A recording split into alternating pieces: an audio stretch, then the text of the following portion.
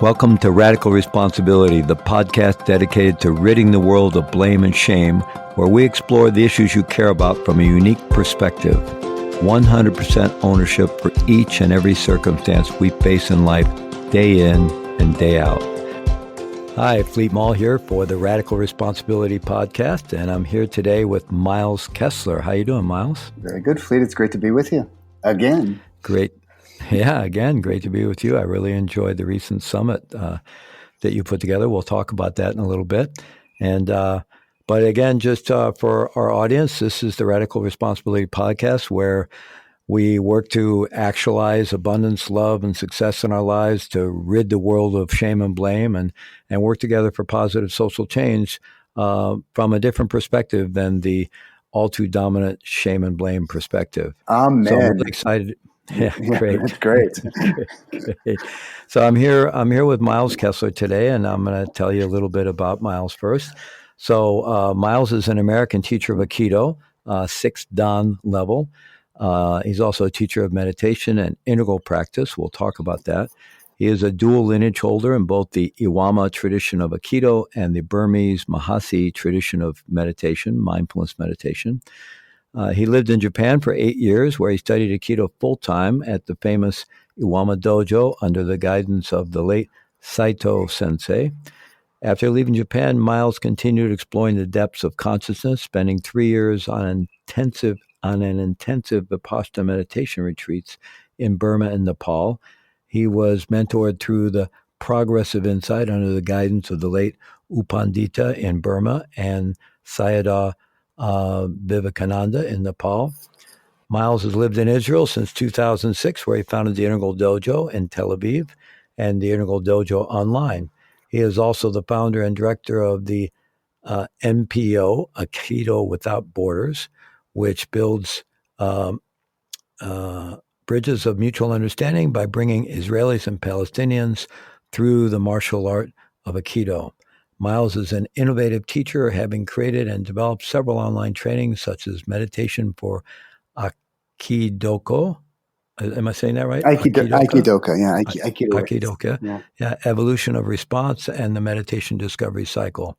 He has also produced and hosted 2 global telesummits, Aikido at the Leading Edge and Dharma and the Evolution of Conflict, which is, I believe, the one where we connected. That's right, yeah. Yeah, great. And you can find out more about Miles and his work through the Integral Dojo and his blog at www.theintegraldojo.com. All right, great. So again, welcome, Miles. I'm really looking forward to our conversation today. Yeah, me too, Fleet. So just maybe elaborate on your background a little bit. Just how did you end up going off to Japan for 8 years to study Aikido? Well, that was probably, in pursuit of a childhood a fantasy or a dream that I'd always had to go to Asia. Like many young men, and I guess to a certain extent women as well, boys and girls, that had this kind of, there was something mystical about the East. And for me, it had kind of tied into martial arts, because that's where I was kind of connecting. Sports and martial arts where I first started to connect into flow states. But the reason I was kind of pursuing that without understanding that I was pursuing that is because I had some type of, let's say, awakening experience as a young boy around 3 years old, where I was sitting on my front porch in Farmers Branch, Texas, where I grew up, and I was playing with a little toy. And then I just had some type of pure witnessing experience that lasted for several minutes. And of course, as a young boy, infant, in fact, or toddler, I had no reference point on what to, on how to understand that experience. It came, it stayed for a while, and it went. But it stayed with me. Somehow it stayed in my consciousness as a reference point.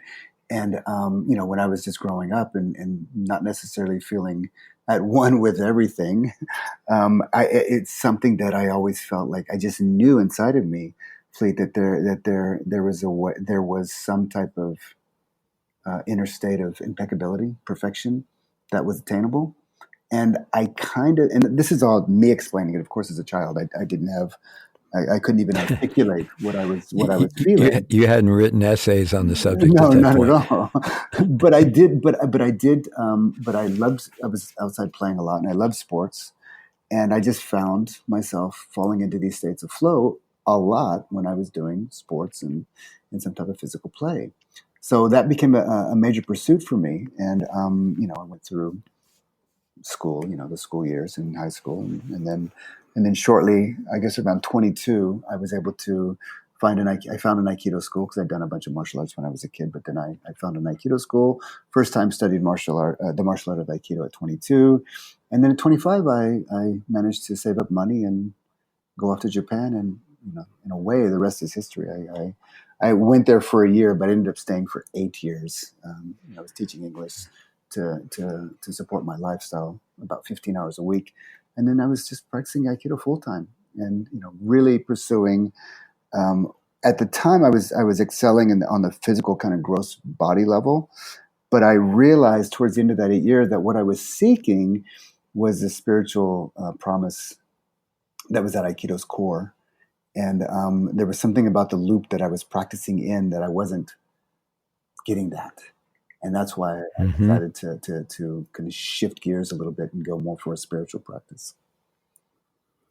Yeah, that's a great story. And it seems I love hearing how people found their way into their particular spiritual paths and disciplines and so forth. And that seems to be a common narrative, certainly one that I share, where some early childhood experiences seem to prime the pump, so to speak, Right. and then it shows up later as a calling and a longing that we just can't deny. Yeah, and I was well kind of takes us forward. Yeah, and I was well into my 30s before I even kind of understood that. I mean, I'd certainly kind of answered the call at a younger age, but I didn't realize what the call was until I was, a little bit more ripe and mature, I suppose, to kind of see where that was going. And then, by the way, I trained pretty hardcore in Japan, martial arts, and it's something that most people don't go through. But it wasn't until I went to Burma and started meditating that I realized, oh my God, what I was doing in Japan was nothing compared to the difficulty and the austerity of what I was facing in in just simple meditation practice. Well, before we head off to Burma with you here, your time in Japan, 8 years, that's a long time. What was it like living in Japan? I've been to Japan twice. It's a pretty monolithic culture in some ways, fascinating culture, and the arts and the aesthetic is just so incredible in all the disciplines. But being a foreigner in that culture for 8 years, I would imagine there were some challenges. Well, there were, but I loved it. Japan was very good to me, I guess I could say. It was, in a way, being a young American who spoke English, and it allowed me to really find work quite easily. And the Japanese have this kind of, everything's a hierarchy in Japan, and including the way that they see foreigners. And Americans are pretty high on the hierarchy list, so that gave me a bit of an advantage. Not that that's necessarily right or wrong. In fact, in many cases, it gave me just worked in your favor. Yeah, right, exactly, in ways that I didn't even deserve. I could say, but for that reason, living in the dojo, it was a very old school dojo, meaning traditional. Like there was no heating, no air conditioning. So in the summer, it was incredibly hot. In the winter, it was incredibly cold. In fact, at night before we would go to bed, we would have to put water inside the refrigerator. So in the morning, because all the pipes would freeze overnight, so in the morning we would have water to drink, which basically meant that the warmest place inside the whole dojo was inside the refrigerator. And it was, and then we'd get up at 5 a.m. and start cleaning and, put on our gi. And then right away we'd do training in the morning. And the mornings the trainings were basically early mornings and night. And then we had the day, during the day, the first year I lived in the dojo, and then I had a house outside the dojo for the next 7 years. But while I was living in the dojo, we did a lot of, it was pretty much half the day you're working. It's kind of a big compound, little bit, kind of a farm. So we would work around the compound and do stuff, and then usually have our afternoons off, which we would sleep or train, and then train in the evening, have dinner, wake up, and do it all again. And I loved it. I absolutely loved it. And even though doesn't sound like you were suffering, you loved it. But I would imagine that toughened you up a bit. Well, it did. Now there were hardships, but the hardships were really, I was a young man, 25, and I kind of, I grew up very postmodern house, so not so structured, lots of freedoms, lots of equality in ways that I look back now and I wish, it would have been nice to have a little bit more structure, but it wasn't what it was. It was what it was, and it actually wasn't bad. is not a complaint. But I did realize that I was seeking some type of direction, and I did need structure. I can say that now. Back then, I wouldn't have understood it, but I always excelled when I was in a dojo or when I was playing sports.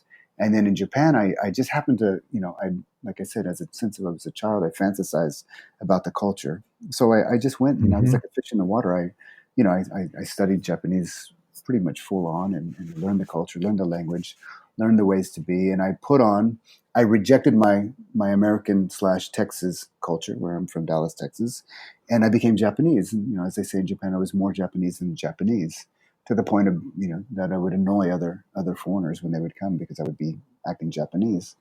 And I kind of put on that suit, and it was good. I needed to learn that, but it was not me. It wasn't authentic. So the first 5 years I was taking that on. And then the last 3 years that I was there, I was consciously trying to kind of find my center again as an American, as a man of the world, and basically taking off the suit of Japanese, but still being able to live in the culture, to be in the culture, but not of the culture, so to speak. Mm-hmm. Yeah, really, that's fascinating. And just a little aside here, it seems to kind of point towards Jordan Peterson's appeal to some of the young people growing up in postmodern households today that are looking for a little more structure, a little more discipline, and in some way to kind of something that grows us up a bit. So it seems like that that served that purpose for you in a big way. Yeah.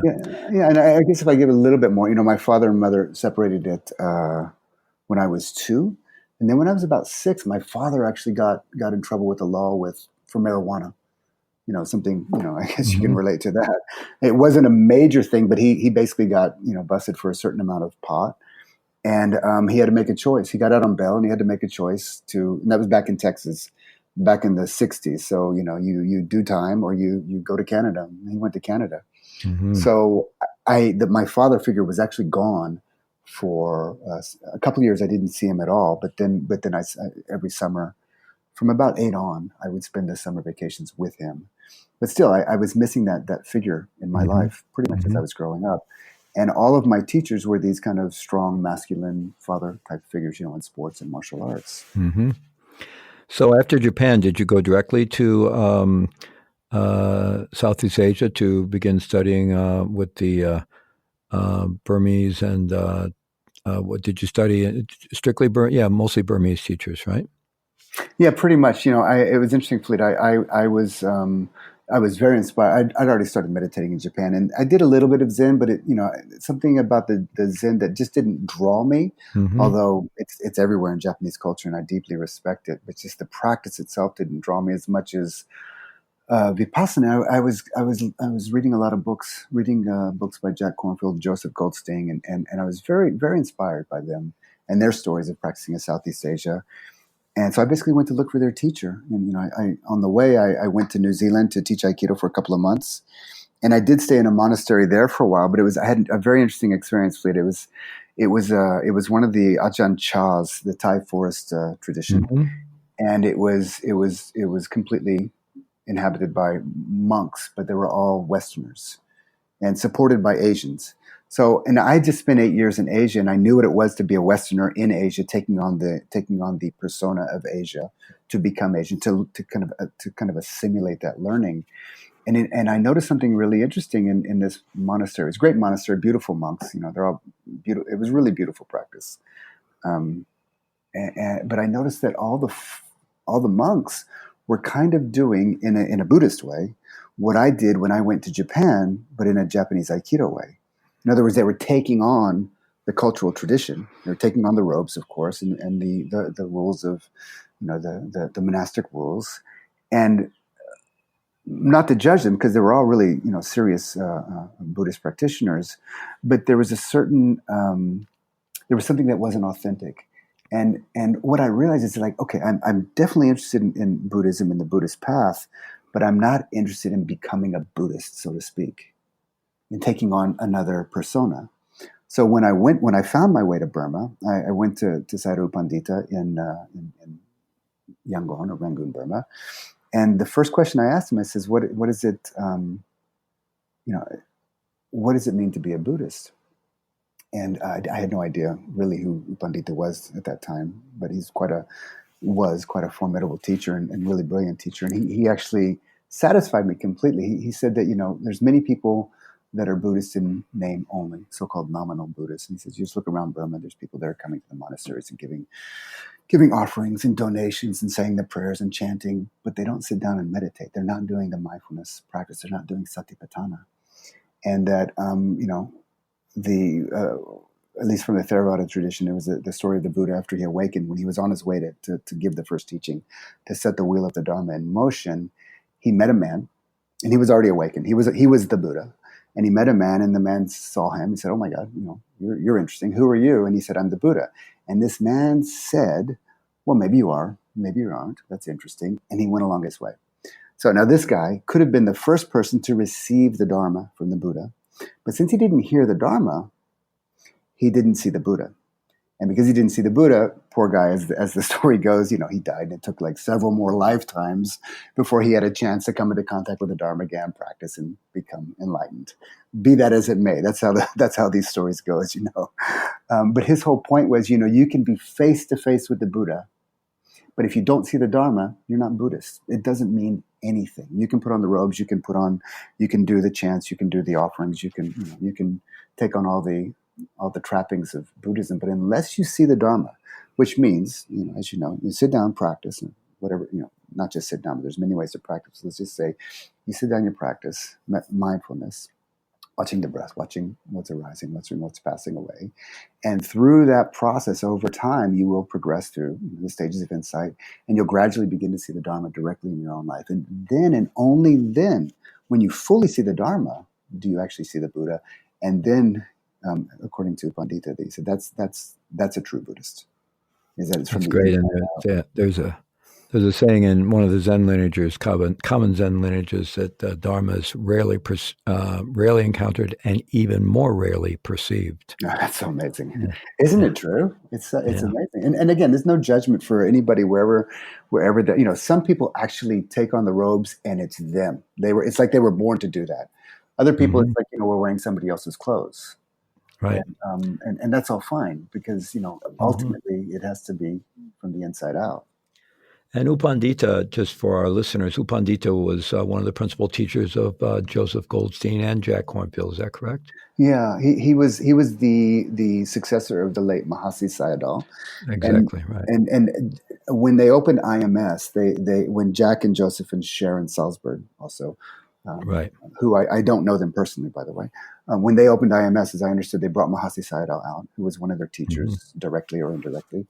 And he was, I think he just went once. But then after that, because he was quite an old man, he started to Sadhu Pandita. And something like 10 years in a row, Sadhu Pandita was teaching a 3-month retreat there every year. And so many of the Western, certainly mindfulness teachers, had some contact with him. And many of them loved him and many of them hated him because he was an old school tough love, teacher. He said he gives the bitter medicine. So yeah. I think either Jack or Joseph or Sharon also studied with Ajahn Chah in Thailand a little bit. I think. And, That's right. Yeah. That's interesting, though, that you've studied with a number of these tough teachers, both in Aikido and then in the Southeast Asian Buddhist tradition and Vipassana.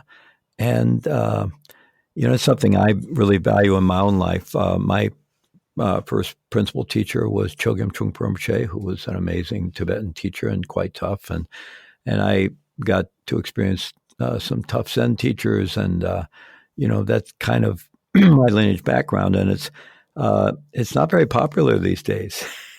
Well, I mean, I can look back when I was a kid, Fleet, and talk about radical responsibility. I had lots of freedom at home and I was responsible for certain things, but nobody was really holding my feet to the fire. And as a child, I preferred that, believe me. I was happy for that. But looking back, and maybe that was a good thing, maybe in this kind of cultural change from the 60s, the 70s, the 80s, maybe certainly a certain amount of that was a good thing, but also something was missing. And that's something I was seeking in God elsewhere. Yeah, well, it's hard to get it completely right, I'm sure, because I know that my father was really trying to present me with discipline, and I ran the other way as hard and fast as I could, which created quite a time of not the most productive times in my life. So I don't know if any parents can get it perfect, but we Right. do seem to.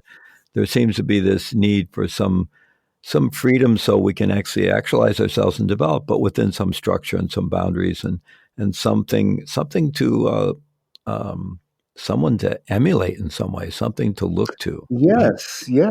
I mean, it's a very mature perspective already what you're saying, but then to have that type of role model before us in one way or the other, I guess is the key, you know. And then we just kind of get it through resonance rather than like they talk about in Vipassana, you know, before like you know the sila, which I guess many of your listeners will know, but if not, it's the morality in Buddhism. It's the first of the three trainings: the Mm-hmm. morality, the concentration, and the wisdom. And they say that at the beginning, and for a long time, sila is held by moral force. Mm-hmm. And you know, morality in the sense, and if we kind of give this a bit of a progressive translation, it's really just not harming yourself or others Mm-hmm. through your words or through your actions. Yeah. And it's held by a moral force. But as your practice ripens, it becomes a natural expression of the perspective that you've attained in a way, or that Mm-hmm. maturity of the practice. And at that point, you can, in a way, relax the the forcing side of sila, and it just Mm-hmm. becomes a really natural expression. And you know, I love it. It's not that our practice of ethics and sila and taking care of that we don't cause harm to self and others is ever over. It just becomes more and more refined, especially in in the complexity of the way we see the world today. But it is important to have that foundation, one way Mm-hmm. or another. Absolutely. And sometimes Sheila's translated as discipline as well. And that Mhm. perspective, I think, runs throughout Buddhism. It may be a little stronger in the Mahayana and Vajrayana schools, but that all Mm. these structures are really meant to bring forward and actualize our innate qualities, which are already there. And so we have these innate possibilities for morality and discipline Awesome, and awesome. awakening within us already, but we do need something and some structures and discipline and models and some way to bring it forward and to actualize it and develop confidence in it ourselves so it really becomes who we are and how we live our lives. There's these mental factors in the mindfulness training, the Vipassana meditation, called the five controlling faculties. It's faith, energetic effort, mindfulness, concentration, and wisdom. And these are things. These are mental factors, mental states that begin to appear through the course of one's practice, and they become quite strong and quite balanced in the more advanced stages. But at the beginning, when they're not strong and they're not balanced, it's very difficult to make progress in the path. Mm-hmm. But when you have, like you said, the discipline to kind of work with that, they will quite naturally grow and develop until the point where the progress just happens. If they're ever shaky, these mental factors, we're like a yo-yo. We make progress and we slide back. We make progress and we slide back. And as in meditation, so in life. And I really think that Ken Wilber talks about with vertical stages of development that we have our higher potential is there waiting for us, and our lower we have our angels and our demons. Our Mm-hmm. lower tendencies are there, hardwired in us, ready to pull us back at any moment. And in a way, if we're not super cautious and super careful, super mindful, you could say disciplined, but let's just say mindful. The lower tendencies are like magnets that pull us back, and the higher tendencies are also magnets that are going to kind of pull us forward or pull us up, so to speak. And Mm-hmm. we need something, some type of regulatory factor that's going to help us hold it together in those moments of truth to where we can actually evolve rather than regress. And, Yeah, we all absolutely. regress more or less, and that's just part of the process. But there's something about the inner meditation practice and also how we evolve into our potential as a human being that's very very much the same thing. Mm-hmm. Well, we know today from modern neurobiology and brain science that, we are set up neurobiologically to lead a fear and survival based life Yeah, because, job one for any species is survival. right. But at the same time, we're also hardwired for altruism and compassion. And there's all kinds of neurological payoffs when we do get drawn to those, more enlightened magnets, so to So, speak. Fleet, would you say that we're But we hard? can always get tricked. Yeah, Mm-hmm. would you say that we're hardwired for that, or would that be more like a software that we have to give a lot of attention to, so it becomes more of a trait? Well, I would say it's there already. I Mhm. mean, we know that out of the box we get neurological rewards for acting in altruistic ways, Okay. and even witnessing others Right. acting in Right. altruistic ways. Even So, as children. I mean, I see it with my kids itself as well. yeah. Yeah, they've done studies with infants, and they show them responding in those ways and getting the same neurobiological rewards and so forth. Mm.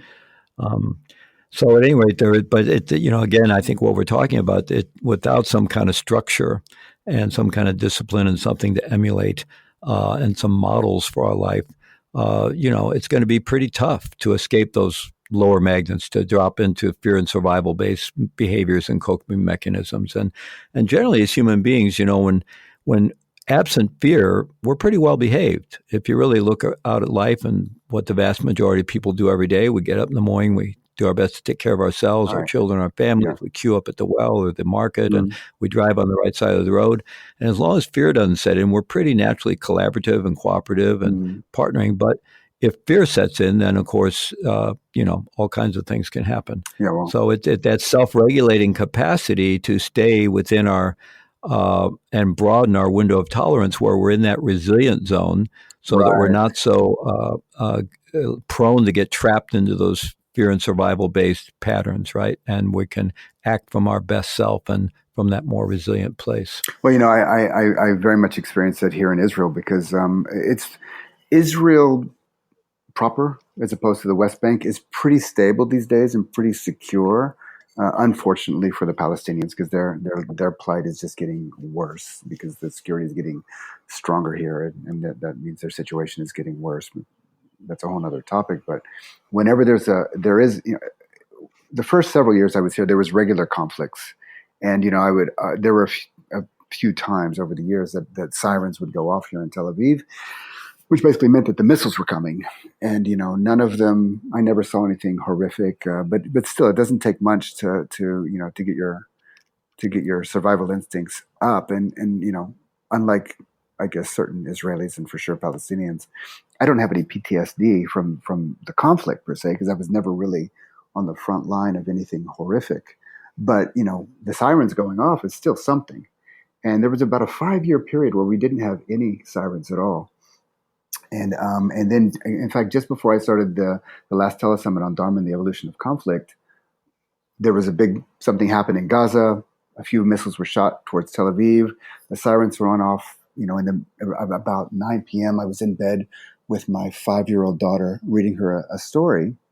Last time the sirens went off, she was just a baby, so she didn't remember them.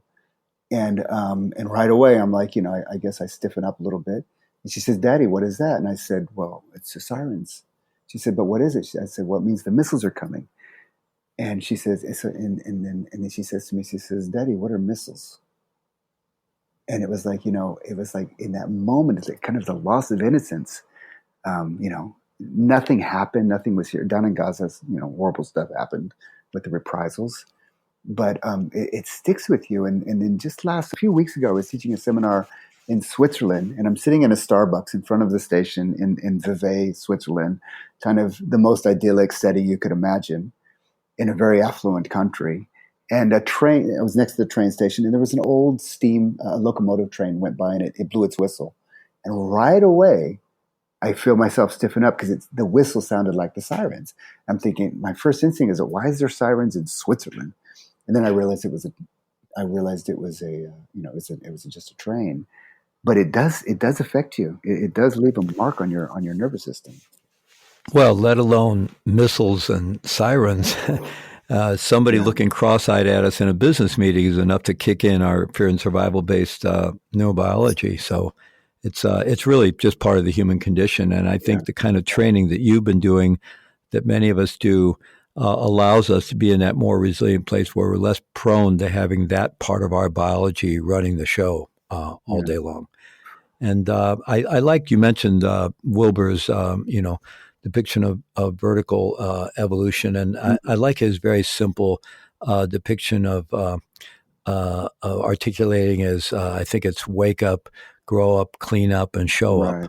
up. And so it sounds like that's a pretty good description of your life. You had some very early awakenings, even in childhood, which then matured into kind of a longing. You went you went somewhere and did what you needed to do to Mm, grow up mm. and clean up, and now Still you're doing you're it. back in the world, really showing up. Yeah. Yeah, right. So let's talk a little bit about your current work and what you're doing. Tell us a little bit about the Integral Dojo in Tel Aviv, both the physical one, and then let's talk about the online and what you're doing in the world with these summits and so forth. Sure. Well, I've lived here in Israel for about 12 years now. And when I moved here, I didn't really move here. I kind of landed here, and I decided, as crazy as this place is, at first I thought there's no way I could live here. And then as I kept looking at it, I was spending time here. I had a girlfriend here at the time, and I was spending a lot of time here. And the more I looked at it, it was time for me to stop traveling after 6 years of being outside of society. And I realized, time for me to get back into society, take on students, take on responsibilities. And then at a certain point, it's like, well, I can't not live here. This is really the perfect place to kind of plant my flag and start doing what I do. And in a pretty short time, I started an Aikido group here and also a meditation group, and then eventually opened the Integral Dojo. It's about 10 years old now here in Tel Aviv. In the middle of that time, I was also leading or directing a project in the West Bank, in the Palestinian West Bank, called Aikido Without Borders, where I was going over to the West Bank teaching Aikido regularly to Palestinians, and then we were getting together with Israelis and doing cross cultural training. A very interesting project, very difficult, very complicated, as you could imagine, or some just kind of tough things. Lots of really beautiful things happen. No flourishing, just because the problems here are so systemic that it's kind of the story with all kind of initiatives here. They really never flourish. But it was good practice, and it was certainly good for me to understand, what I was seeing in the world, and how, basically, Fleet. It's like I see that all our problems. There's many ways that we could what do you say? Solve the world's problems, whether they're intercultural or economic or climate, or we're certainly facing a lot of problems. But really, evolving to into the next perspective is kind of the key, because as we evolve through developmental levels, we gain more and more complexity in how we see, relate to, and have care and concern for the world. And the problems that we're facing these days are like Einstein said, the level of complexity can't solve them. We have to find a new level to be able to solve these problems. And that was really my whole initiative with the Integral Dojo here in Tel Aviv. It was a bit naive, honestly. I realized that Israelis and Palestinians, they kind of want to be where they're at, and the best you can do is kind of hopefully help them grow a little bit in that stage. But I would say that the work that I'm doing here, I've got a really great, solid community of Aikido practitioners here in Tel Aviv. The West Bank project has it's kind of completed a couple of years ago, and so it's really really good. But I would say that most of my leading edge work and what I consider kind of the cutting edge stuff that I'm doing is more online, and that's kind of it's kind of in conjunction with the fact that the technology online these days is getting actually very good for Mm-hmm. gathering and sharing and communicating and teaching and doing this. So I have quite a good online community that we're meeting, weekly, regularly, meditation groups, basically. Sometimes Aikido groups or developmental groups or conflict resolution groups. But I've been doing this for about 4 years now. And through the online courses that I'm teaching and through the telesummits, I'm finding that just beautiful ways to connect with people like yourself that I've heard about for many years, but have never had the chance to, and to meet or see in person. I'm very pleased with the abilities that we have to do our work online these days. Well, your most recent summit was really successful, and I know Mm. you got tremendous positive feedback from it, and we certainly look forward to more. So you have such a fascinating path. And were you raised in a Jewish family? Um, my father was Jewish, and then my mother converted when they got married. And then, Mm-hmm. like I said, when they were two, when I was two, they divorced. And my mother didn't unconvert or anything like that, but it was really, we didn't have Mm-hmm. any kind of Jewish culture in our home. I got a strong sense of, Jewish heritage from my father, but not necessarily Jewish culture, or certainly Yeah. no religious culture. What's But just so that, interesting? most people that move back, most Westerners and Americans that move to Israel move because of their involvement with Jewish culture and religion, and many are attracted to Orthodox. I have some friends whose young daughter is there now, and she's really kind of awakened to a deep Jewish spirituality, and that's why she wants to live there. So you're there as kind of a Buddhist, Aikido teacher, It's a bit of an Westerner, enigma. American living in Tel Aviv. So you seem to enjoy being, in this position. There you were in Japan, now you're in Tel Aviv. Well, I mean, Tel Aviv's a bubble. It's not like the rest of Israel, and certainly Right. most Americans that come to Israel are coming out of a sense of Judaism, certainly a sense of Zionism, which I can appreciate. But my father had a strong sense of Zionism, but I don't personally have it. But Tel Aviv is an interesting place. It's kind of a mix between Europe and the States. So it's quite comfortable for me to be here, and it's a nice lifestyle, nice beach. I mean, the culture has its rough edges that I still, after 12 years, am not so used to. But that's just a cultural thing. It's not like it's wrong or anything like that. But it's also a very good place to raise kids. Despite the fact that with the occasional missile, which probably sounds insane to most people, it's an incredibly safe place. It's just there's very little crime here, and there's very little danger out in the streets and stuff like that. Yeah, I think you're right. Most people would regard that as a somewhat insane comment, but I do get your point. And things are always relative. How many children do you have? I have two kids. Yeah, I have a 2-year-old and almost 2 years old and almost 6 years old. Right. So you're very much in that formative parenting years where you're trying to figure out what influence you're having, and is it going to go too far this way or too far that way, or in. And often it does, almost on a daily basis. Yeah.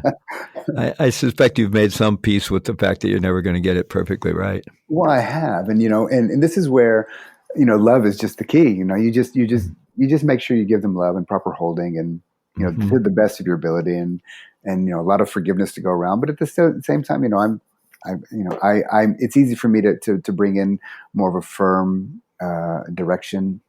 Whereas my wife is much more kind of, in the moment processing with them. And it's a nice balance. When we manage to find the balance, it actually works quite well. And, we have two beautiful little girls.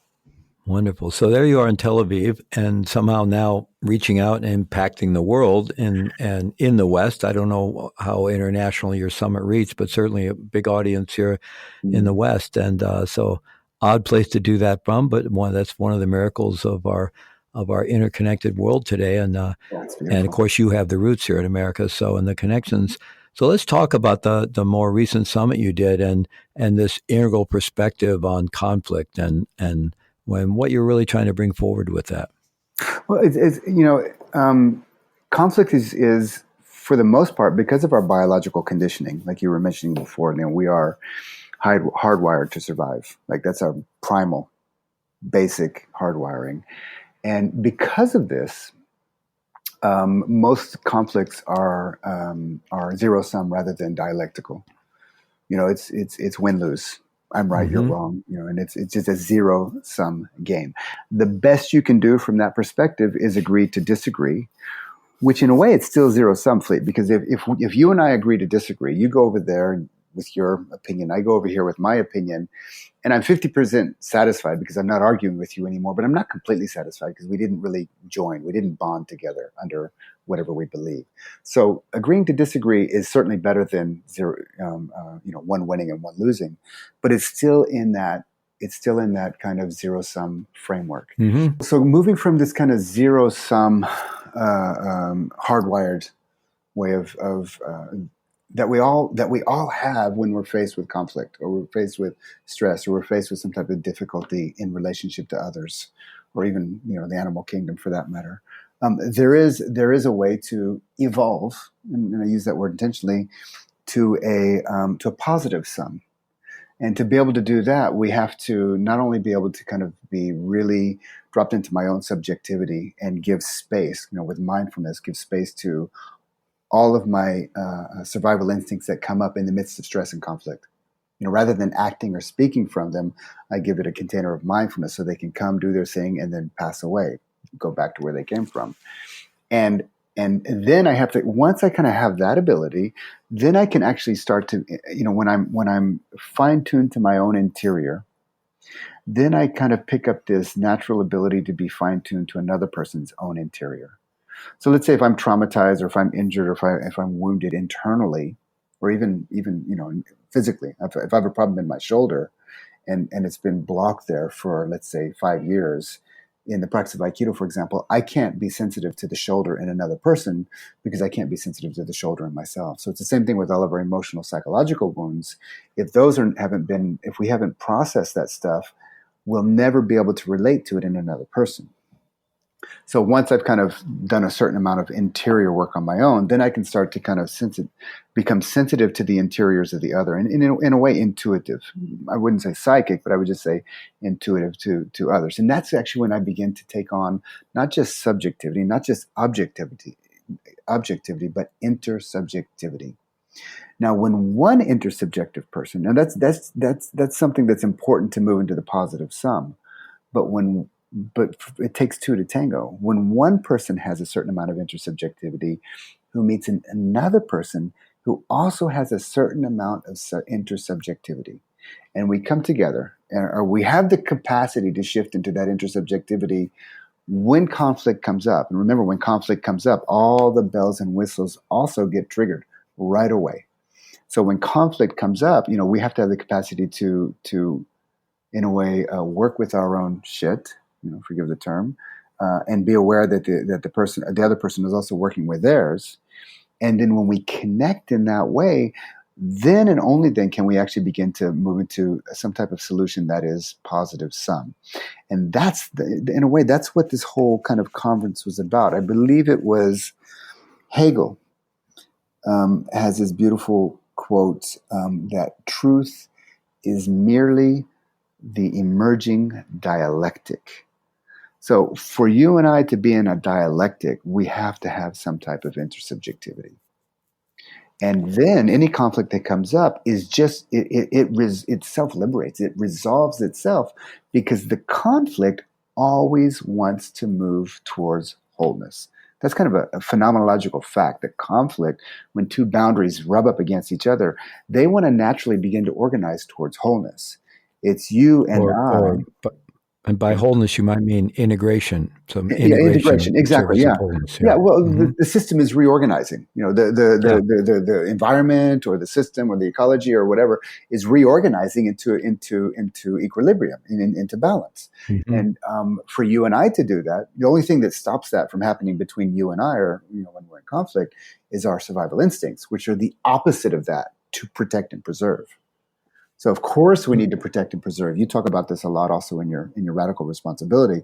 But once we've kind of got that baseline of protecting and preserving, then we have to take responsibility for all of our stuff that comes up. And that's kind of really the whole point of the telethon. Mm-hmm. Well, this is really fascinating, and let me put forward a couple of ideas and then get your response to that. So one, I think even in terms of radical responsibility and the difference between the shame and blame perspective that's so endemic in our culture and this perspective of ownership,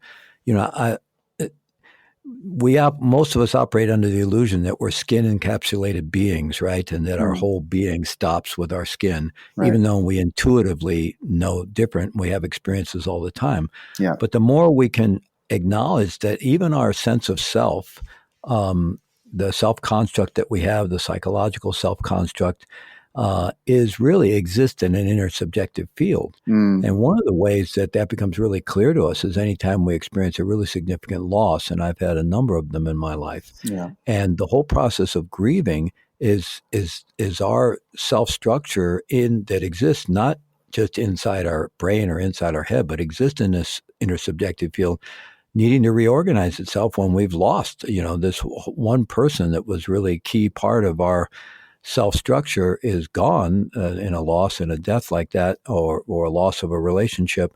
And, that whole process of grieving and the pain and the uncertainty and the confusion of it is that process of the reintegration, the reweaving of our self-structure in the intersubjective field. So I think a lot of times if we can really acknowledge that and begin to live in that larger, expanded inner subjective self as a place of orientation, that we're less prone to blame and shame, because we're not. So blame and shame is all about individualization. And again, it's fear, right? It's fear. Yeah. And we all got inoculated when we were children. That kind of starts the whole normal human condition neurotic development, right? We get our inoculation of shame when we're little. It's unavoidable. But then whenever we get triggered in fear, it's like, oh my God, I'm this individual person who's going to be rejected or not be included. And we're in doing so, it's because we're not acknowledging that our whole sense of self is actually already a very dynamic and active part of various intersubjective fields in which we live and operate. Yeah, and not only is it does fear drop away when we enter into that field, but the process that which it takes for us to develop towards that is nothing. It takes nothing less than radical responsibility for that process. So in a way, the dropping away of fear and the taking on of radical responsibility are two sides of the same coin. You can't separate. Well, there's another thing I'd like to point to and get your thoughts on it from the perspective of Aikido and mindfulness. Yeah. I don't know if you're familiar with Dan Siegel and others' work around this emerging field of interpersonal neurobiology and some other, drawing from some other areas of current neuroscience. We now understand that, and this is why in my teaching around mindfulness and other meditative disciplines, I really emphasize a deep sense of embodiment. Really all the way down to the bones, and realizing interoceptive awareness, that the body can sense itself from the inside out. Yes. And is communicating really. And our whole body is sensory all the way down to the bones. It's all sensory tissue. And so normally we only notice that when there's discomfort. It's how we know when we're hungry or thirsty or need to use the restroom, or if we have a headache or muscle pain, something like that. But we can actually develop an abiding awareness of this inner field, a sensate field, which translates into aliveness and presence. And the more we actualize that abiding awareness, that the neural pathways that are connected to that ongoing awareness of this abiding internal sensate aliveness, being, in other words, being deeply present, deeply embodied, that those neural pathways are very connected with the same neural pathways that are involved in creating connection and intimacy with each other. So beautiful. So being more embodied within ourselves opens us up to the intersubjective field, and it's all very, very interconnected.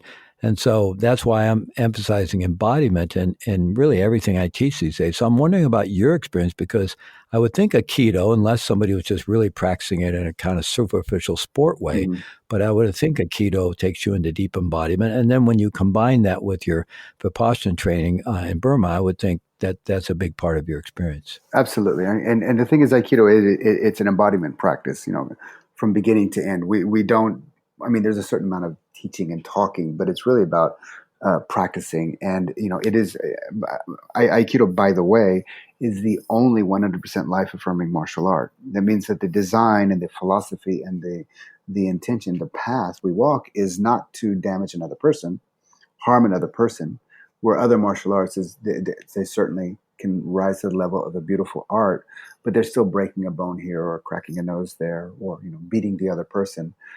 There are individuals in every martial art that transcended that whole paradigm, that are kind of free, and they're just life-giving in their being. But this is the first art that was the first and kind of the only art that's organized around that principle. And the founder of Aikido, his name was Morihei Ueshiba. He's affectionately known as O-Sensei, great teacher. Yeah. And he had kind of mastered many of the existing martial arts from which he integrated this discipline, right? He was kind of already one of the 2 or 3 most formidable martial artists in Japan at that time, pre-war. And then he had an awakening experience in the midst of his training. And from that perspective, he realized that he just kind of had a non-dual awakening. And he realized that, that you and I are one, and any harm that's done to the other is the harm that's done to the self. And he was able to manifest that in his art through the training, and to the point where the moment that somebody would go to attack him, they would, and it's not just in his interior, his mind or his heart, but he could actually embody this, that they would defeat themselves from their own energetic aggression. Now, just a little aside here, I had an opportunity, this was back in the early 80s, I believe it was the Japanese teacher who was the main disciple of the founder of Aikido, Yeah. came to the West, and he did a demonstration with a bunch of his students at Karmazong in Boulder, Colorado, which Mhm. was then the main center of the Vajradhatu Shambhala world. Yeah. And so they had big mats set out, in the meditation hall, and Yeah. he had a bunch of his students, and his students would come racing across the mat, leap up in the air at him, Mm. and he would just put a hand out, not touch them, and it was unbelievable to see us. They Yeah. would go flipping back through the air. Yeah. The guy's his manifestation of ki energy. Mm. It was hard to believe what I was seeing. Well, that's the thing. I mean, look, from the outside, sometimes it looks like, it's miraculous, but it's really when you're able to, and it takes time. Yeah, it takes time to develop this capacity. But when you're able to kind of internalize the art to the point where the principles become an expression of who you are, and aligned with a perspective of emptiness, I would say, of non-self, then things just everything changes. But in order to do that, we have to be able to work with our hardwired conditioning of fight, flight, freeze, because we're working with a simulated conflict. And absolutely. There's a practice I developed in Aikido specifically for that. It's called the Aikido Koan. The practice of the Aikido Koan is, in the midst of conflict, it could be any type of interpersonal conflict, and certainly when the conditions are right to practice, you just kind of recite a mantra. I'm not passive, I'm not aggressive, and I'm not passive aggressive. Who am I? Because the passivity and aggression and the passive aggression are kind of the three ways that we go into personally when we're in conflict with somebody. And by asking those questions, or just by repeating that, I'm not passive, I'm not aggressive, I'm not passive aggressive, then inquiring, who am I, that negates the self. Mm-hmm. And then you have the ability to see, where does the energy of the conflict want to go? And if we can align with the energy of the conflict itself, it will go in a direction that that is satisfying for both you and I, if we're able to get out of our personal identities. So the Aikido Koan is a very powerful practice to try, and I invite your listeners to try it whenever you have a chance to practice it. It's a good one. That's absolutely wonderful, and we'll probably include that as a reference on when we publish the podcast. I think that's actually wonderful, because just doing that mantra or doing that reflective exercise, certainly neurobiologically, it takes us out of that part of our brain where we're gripped in fear, and because that part of our brain can't do that reflection, and then also the kind of letting go of the self, and it's really an entryway back into that inner subjective field. And I think what you're pointing to is that conflict is very healthy, and without conflict there would be no change, no evolution, no nothing. Conflict's a very natural force, and when we don't get locked into fear or into zero-sum thinking around it, it actually always moves to a higher level of integration and new equilibriums at a more evolved state of some kind, or if more we can expansive, learn Totally. If we can learn not to get locked in, and that's really the key, because at that point it becomes dialectical. Yeah. And truth is merely the emerging dialectic, as Hegel said, and it's true. It's a miracle the way things just like, well, yeah, that's exactly what had to happen. Well, let me ask you one more question about this, and then maybe we can kind of wrap this up. Okay. From the integral perspective, so you're talking about being able to consciously shift out of that zero-sum thinking and the zero-sum approach to conflict, moving into this on a good day. Yeah, on a good day. Yeah. Well, you're talking about theoretically for all of us. I would, yes. And do we do so by moving into that inner subjective space, right? Yes. And to do that, there's already a bit of a letting go of the limited self, the limited skin encapsulated just me individual self. So there's an expansion there, and so looking at that from the developmental perspective in integral theory and spiral dynamics theory, currently here in the U.S. we have this, we're locked into this crazy socio-political dynamic of the cultural wars and a dysfunctional political system where we have the battle between what are considered traditional values, postmodern values, battling out across the landscape of modernity, and nobody wants to give an inch. And those are the three main kind of mimetic values from spiral dynamics that are operational. And I would imagine Right. where you are in Israel, it's even a bit broader than that, right? Because there's, No, I it's don't more mean, narrow actually. huh? It's more narrow actually. Well, I just meant that I'm not trying to be pejorative here, but Yeah. I would imagine not tribal in the any pejorative sense, but that is one of the memic values. So you have a range from from tribal into modernity and maybe postmodernity there as well. I would think. Well, that's the thing. It's postmodernity is kind of leading edge here, and it's not so firmly established. In some ways, it is, but in other ways, like even in academia, it's still very modernist structural academia with some, maybe in the humanities and maybe in religious studies, you'll find some postmodernity perspectives, but it's still mostly modern, and it's very tribal. And the Palestinian situation tends to be tribal to traditional, and the Israeli perspective is more traditional to modern with a little bit of postmodern. So in that sense, it's more narrow. Mm-hmm. In the States, it's traditional, modern, and postmodern. That seems to be Right. the three Mm-hmm. perspectives of the culture So wars. do you have Whereas any? here, like Me Too doesn't Yeah. happen Do you here. have any fellow integral Yeah. thinkers there over there? Is there emergence of an Oh integral yeah, there's a movement? handful. Yeah, sure. There is, but it's nothing that's really going to land. And there's no need. I mean, there's a need for it, but there's no need for Yeah. it really. There's nobody asking, clamoring for it. Um, but it is. There's certainly a lot of good integral thinkers here. Mm-hmm. A lot of friends and a lot of people that I know. But it's just a bit premature here. Yeah, yeah. Well, these cultural It, forces are they're very powerful, and they play out over their time. They have their cycle. They have their birth, their evolution, and their death. And so as much as we might have insights into how we think things could be much more enlightened, well, we just also have to participate in this flow and trust that it is going to evolve. Yeah, and also, Fleet. Just from a psychological perspective, that the trauma is being recapitulated here. If you Mm-hmm. think of the Jews, what they went through in the Holocaust, that whole horrific Mm-hmm. thing, and then now with the Palestinians, they went from the victims to the maybe it's a bit too much to say the victimizer, but in some ways, Israel definitely is, victimizing the Palestinian situation. Not to let the Palestinians off the hook because there's some cultural Sure. problems there as well.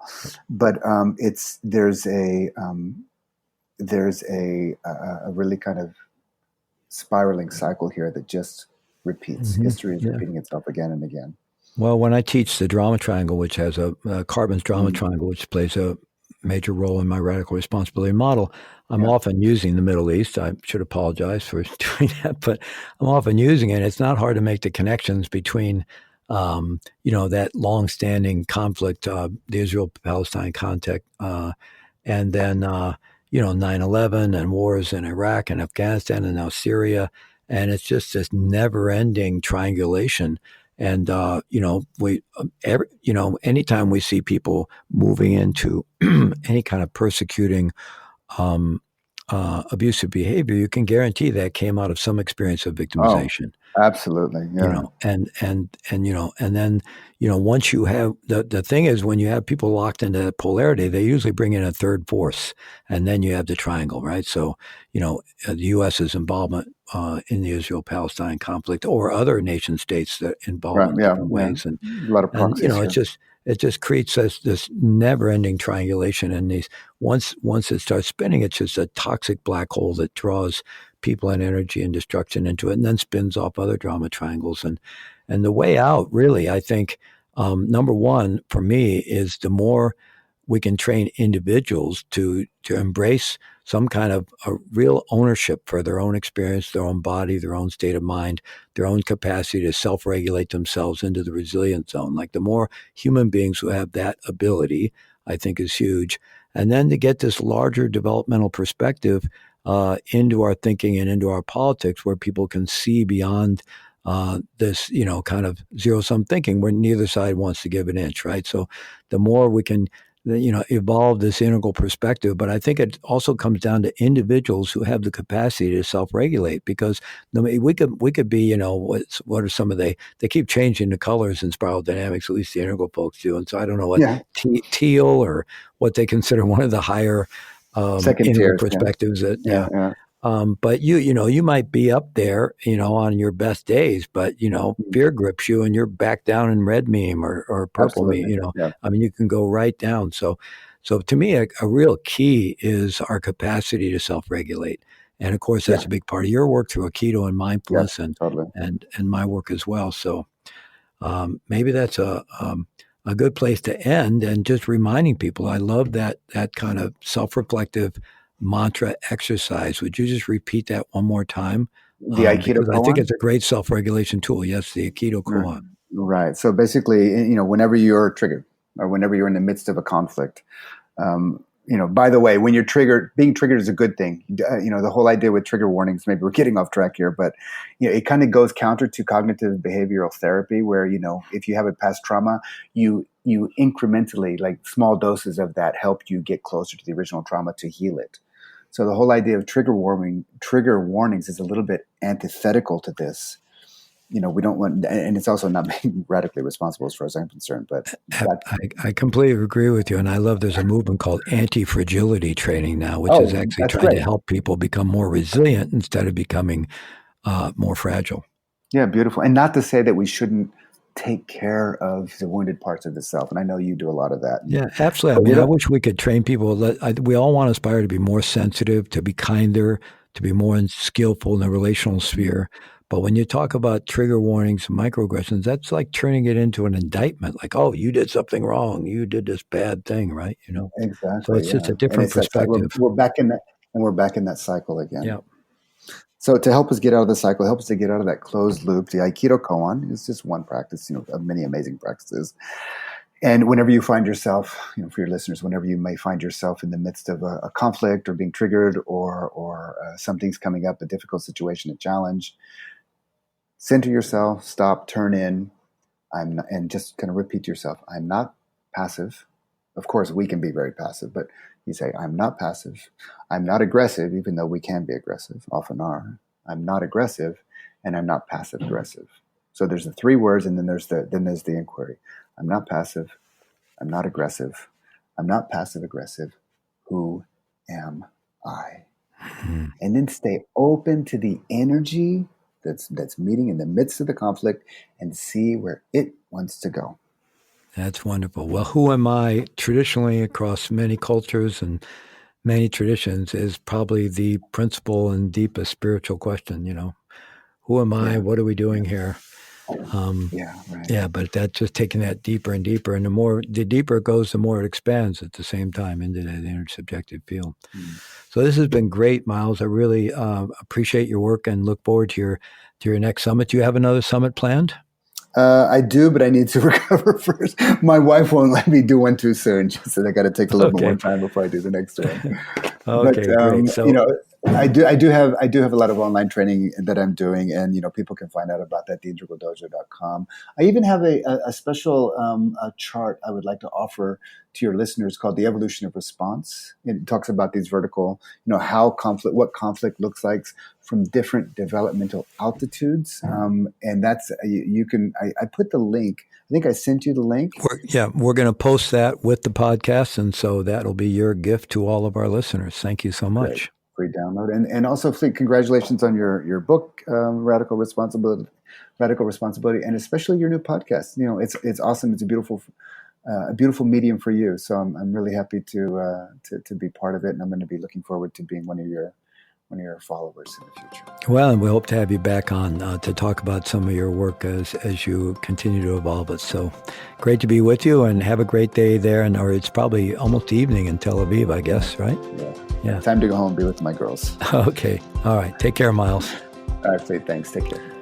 Okay. Thank you all very much. That was Miles Kessler in the Integral Dojo. This is Fleet Mall for the Radical Responsibility Podcast.